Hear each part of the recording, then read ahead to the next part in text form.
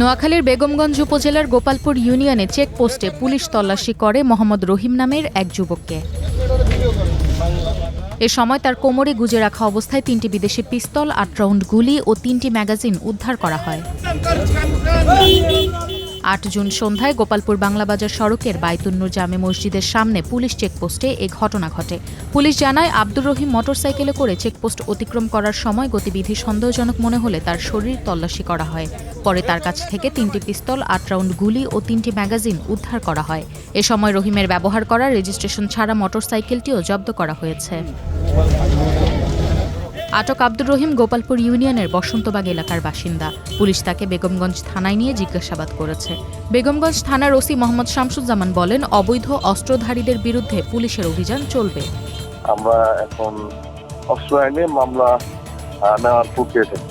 কোনো রাজনৈতিক পরিচয় এ পর্যন্ত আমরা কোনো রাজনৈতিক পরিচয় পাইনি। নিশ্চয়ই তদন্ত করব। সে সন্ত্রাসী, এটাই সবচেয়ে বড় বিষয়। আটক রহিমকে ৯ জুন আদালতে পাঠানো হবে বলেও জানিয়েছেন পুলিশ।